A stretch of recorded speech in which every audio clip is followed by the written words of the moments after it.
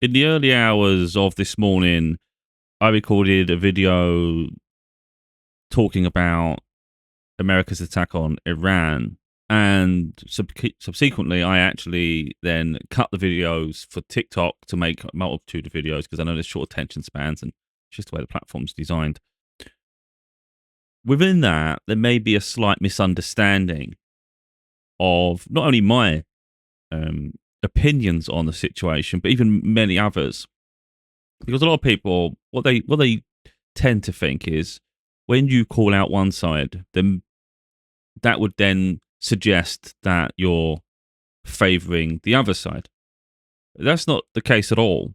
I was just pointing out the corruption in American politics, the agendas, and the fact that what happens in the Middle East has nothing to do with America. America has just got to stop trying to police the world. Empires crumble. I mentioned that.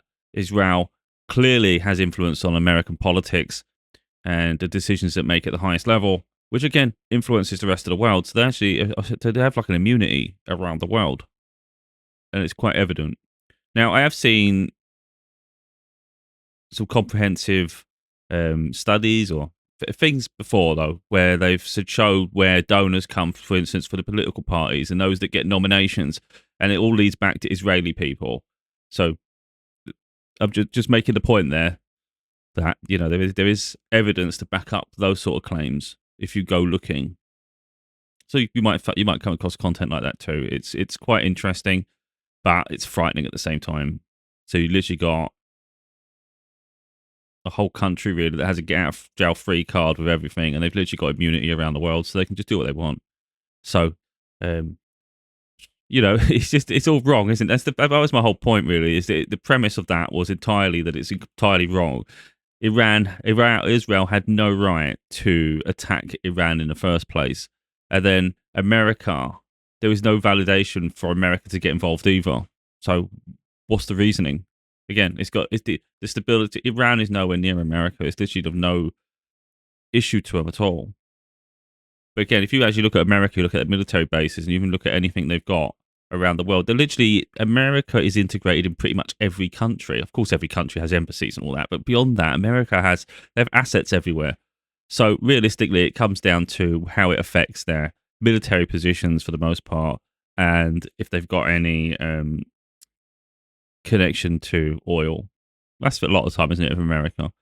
But then the political side goes even further because the fact that Israel has penetrated the American political system, that causes an issue, doesn't it? Because again, that affects the other countries around the world because you've got allies. So any ally of America by the influence, they're connected to Israel too. And you only have to look at the decisions those in the West make. It always favors Israel. So that's my point.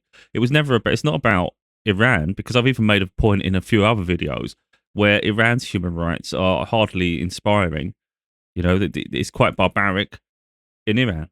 And I've said that. I said, because I saw something about, I don't know if it's a year or so ago, where it probably might have even been longer, but someone was traveling around, traveling the world, and they happened to visit Iran.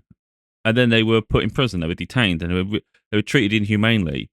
And I think they got a huge prison sentence as spies. And that's crazy. So you can't even just travel and just have a normal experience. So the idea that you're sort of like favoring one by talking on a topic, that wasn't the case at all. It was the fact that it just doesn't have anything to do with America. And the other side of that is the hypocrisy is crazy. How can Israel be allowed to have, I think Israel, the only Middle Eastern country with nuclear capabilities, nuclear weapons, if I'm right. I might be wrong, but either way. I think the closest one to them is then, I'm not sure if Turkey has nuclear capability. I think Pakistan does. But anyway, just probably the closest person. But anyway, you've got all this whole region is quite volatile.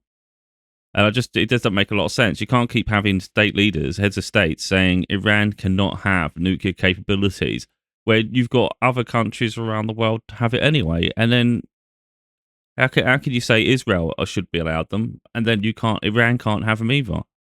It doesn't correlate at all. who is anyone to decide who should and shouldn't be allowed? Of course, you've got dictators, you've got people that are more unhinged in other states, other nations. But who is it for anyone to say who can have and who can't? And again, America's policing of the world is just getting exhausting. That's where the issue comes. And I think people are just in general just sick and tired and fed up of war. It's the case of the more you keep investing in the military and you keep posturing, it just creates these brazen acts, and then you end up with these massive. It's so corrupt. It's just disgraceful. It really is. It's like you can't help but look and think there's more to this than just the obvious, isn't there?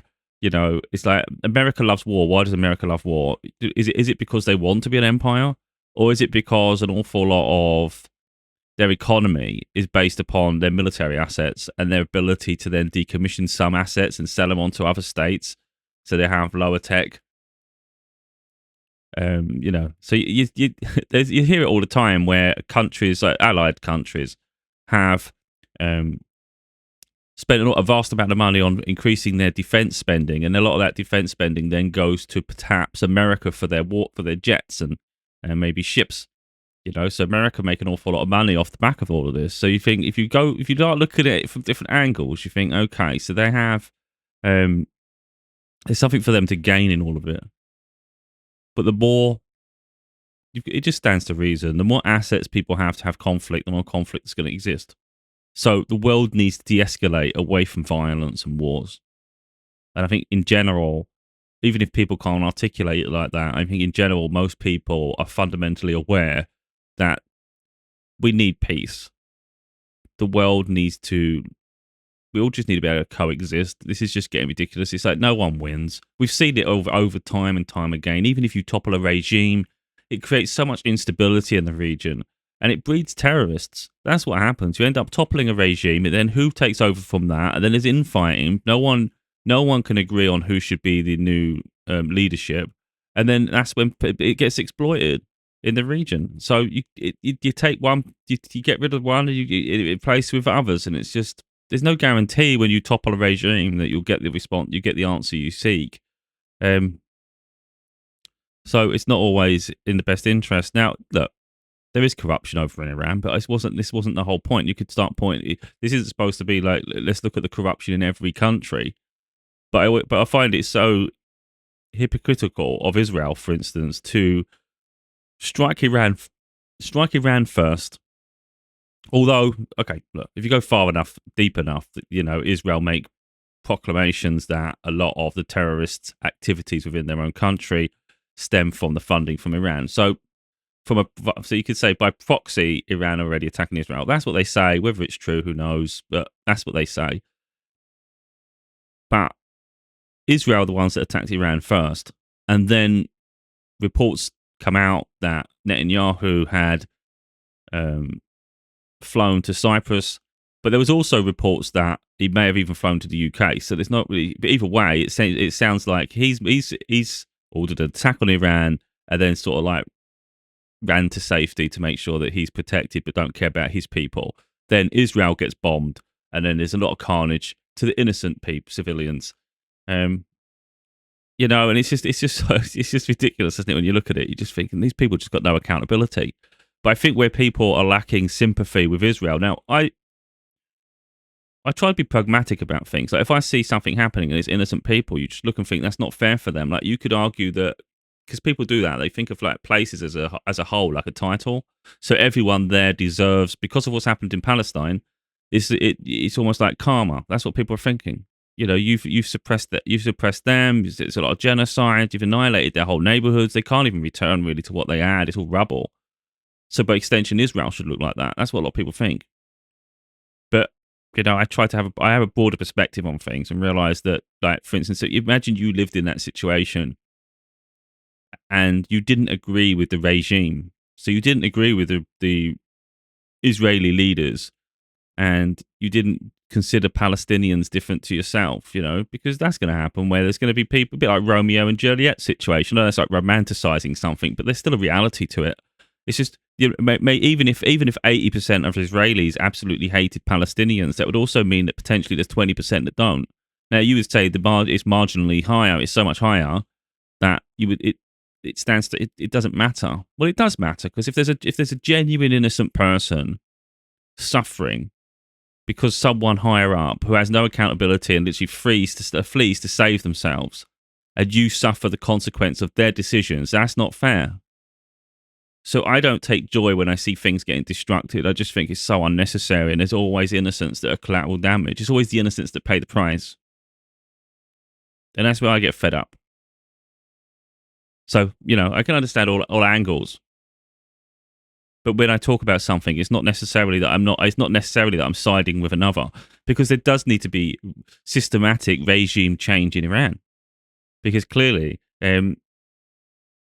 that's not good for the people. But on the other side of that is, if you take away the leadership, from what I've heard, and I've heard many times, Iranian people, the actual Iranian people, are some of the most kind, hospitable people on the planet.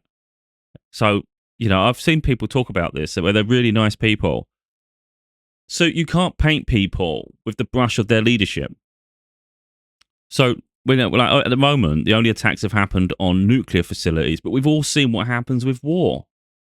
It escalates and starts hitting the capitals, and it starts to hit major places, and that's where innocent people are located. So I don't support the Iranian leadership, but I have absolute sympathy for the Iranian people being displaced. I saw footage of them having to leave the cities. It was literally jam-packed with cars trying to get out of there for their own safety, because they didn't know where the next strike was going to come next.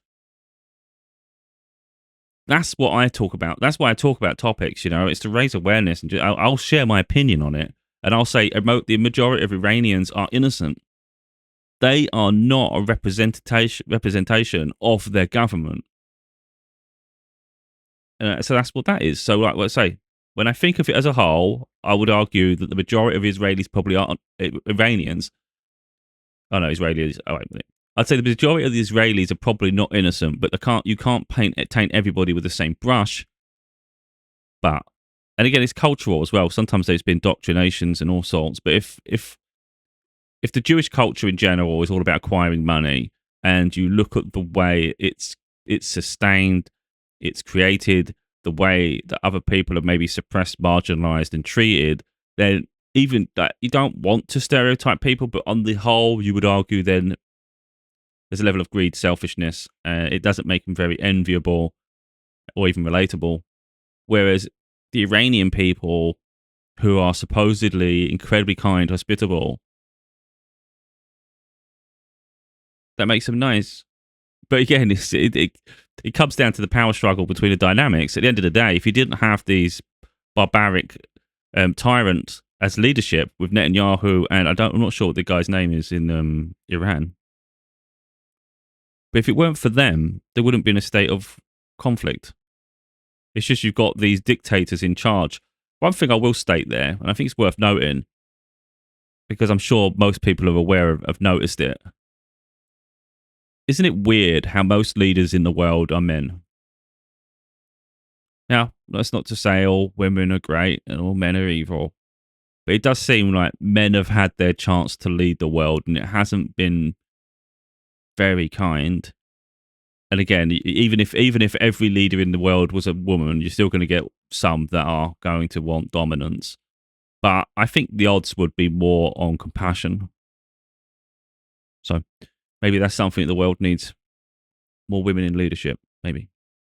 But yeah, this isn't supposed to be a huge rant or a huge video. It was me just addressing a situation to say that the support or conversation on one topic isn't necessarily an endorsement of the other. So I just want to share something just as I close. I will put a video credit in the description on YouTube. I won't be I don't know if I'll be doing it on TikTok. It would depend. Yeah, I probably won't put it on TikTok, because by putting it on, I'm not likely to share the video on TikTok, because I have to cut on TikTok, for instance, I have to sit literally, there's things I have to do with a video editor to cut this side of my video out, and then I have to put an image at the bottom for my books. It's a whole process I don't particularly enjoy doing, but I'll do it for people to help them see the content. But it does mean that I'm not likely to put video overlays. I don't do that. So if there's a video on YouTube, it's not necessarily going to appear on TikTok. So there's no reason for me to video credit on TikTok. You'd have to go and watch the YouTube video, or literally at least click through to it to then find the credit, because there's no reason for me to tag someone that didn't feature in my video. Like, what would I do that for? That makes no sense, because on TikTok it wouldn't be there. So like, for instance, here, it probably not going to get seen on TikTok after this point, if that makes sense. I'm not going to go into the full depth of this video, because it's not being funny. It's 5 minutes long. I don't want to take their entire content away. I think, again, it's for people to click through and see this. But this is an Iranian woman living in America talking about the suppression that Iranians, specifically women, encounter every day. The fact they don't have their rights, the fact that they're treated as less than a man. From her point of view, she's treated as a third of a man.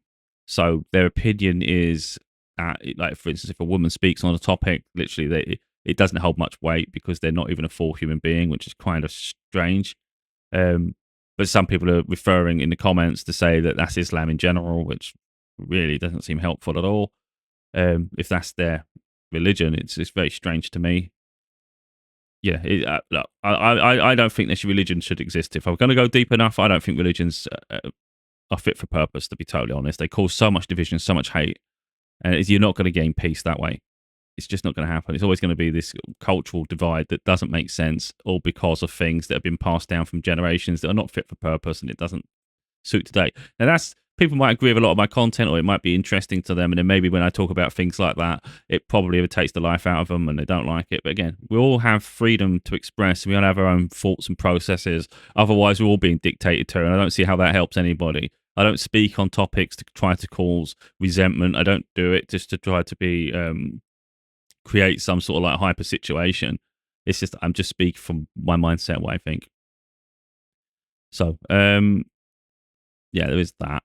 But anyway, so it's a lot deeper, this video. I'll share maybe the first 30 seconds, and then or if at this point, if anyone wants to just go and watch the video, which would probably make more sense, just click the link in the bio, in the description, and you can go and watch it yourself. Like I said, it's just over 5 minutes, but I'll show 30 seconds and then we'll leave it there. Hello everyone, so this video is for the people who are backing up Iran right now, mostly Democrats, that they are supporting Iran right now. So I want to go over a few rules and laws in Iran about women. Basically, it's everything against what Democrats believe. So if you're a woman in Iran, they see you as a half a brain. So you don't have the full. Oh, right. Well, she literally, the first 30 seconds is me explaining what she's already said there, because I hadn't seen it since this morning. What I think the misconception there is, I'm sure she's got it wrong, in all honesty, is the fact, it's that fact that she's saying the Democrats are supporting Iran. I haven't seen anybody come out supporting Iran of anything, personally. I just think they're calling out Israel and the United States for their attack on Iran. I don't think that's an endorsement of Iran, though. And I think that's the misconception in general, is that when you talk about a topic, it looks like you're siding with the other. And I've already explained, that's not siding with the other at all. There's issues over there, and it does need regime change. But what we've seen through recent history is that when it is forced upon by other countries, it doesn't necessarily go well. We've seen it with Libya, you've seen it with Iraq, you've seen like terrorism just escalate. It's just got out of control. Even a lot of Libyans are constantly trying to get across the sea. I think they go towards Malta, they go towards Italy, even Greece. They just keep trying to try and get into Europe. So it doesn't create a sustainable change. It creates an incredible amount of instability and upheaval. So it's all weird, isn't it? It's like you feel like you've liberated, and a region's been liberated, but it's just replaced it with something else. And it doesn't necessarily work. So realistically, change needs to be, I think, a diplomatic change. It has to be fundamental from within. So the people need to instigate the change themselves. It can't constantly be through military action. It'll effectively have to come from civil unrest, and then a democracy where someone is voted as the representative, the next person to instigate the change. That's really where it needs to come. It stands to reason. Then the whole country comes together, because they've already decided who they want to lead. But when I think you remove the heads of state without a democracy or diplomacy, like things instigated in place, there's your foundation's shaky already. You know, it's not. doesn't work. So anyway, I just think sometimes it's not for other countries to interfere in others' sovereignty. Really, it's not their business. And I think, especially like, for instance, like I say about America, it's not even located anywhere near the Middle East. So why are they even involved? And by extension, when the UK starts to get involved, it's just stop it. People don't respect you when you do this shit. You know, it's got nothing to do with us, and it's putting our people at risk. You know, the armed forces. You know, they're there to they take these positions to serve and protect, really to protect their nation, because they're proud. They want to protect want to stand for something in life. And then they're put into these situations that they didn't ask for, and it's not really something they would They probably get these orders and think, what the hell are we doing over here? And they're risking their life for it, all on the whim of a leader who is inept or corrupt. And it's crazy to me. That's what people are speaking up about. It's not about endorsing an authoritarian state, really. It's not about that at all. Anyway, hopefully I've articulated that well enough. I don't want to go around in circles creating millions of videos on the content. I'm not someone who creates content to... I don't make money off my content, for instance. So I'm not one of these news channels that will keep doing sound bites all day. Some of them do that. They do like 10 videos saying the same thing over and over because they make money off every video.